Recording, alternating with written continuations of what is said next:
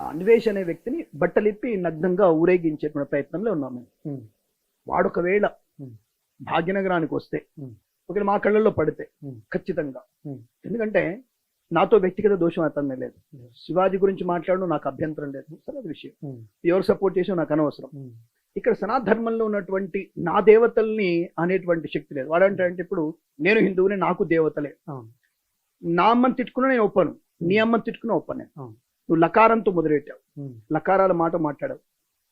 ముఖ్యంగా సీతాదేవి గురించి నీకేం తెలుసురా అసలు? ఉమ్, సీతమ్మ వారి పాతివ్రత నీకేం తెలుసురా? ఉమ్, నీ తల్లి పతివ్రతేగా, ఉమ్, నీ తల్లి పతివ్రత, ఆమెను గౌరవిస్తున్నాం మేము. ఎందుకంటే నిన్ను కానీ చెడ్డవాడిని కూడా కంటది. ఇప్పుడు బిల్ నాడని కూడా కానీ చెడ్డ వాళ్ళే, మంచి వాళ్ళే కన్నారు పాపం. ఉమ్, వాడు చెడ్డవాడయ్యాడు.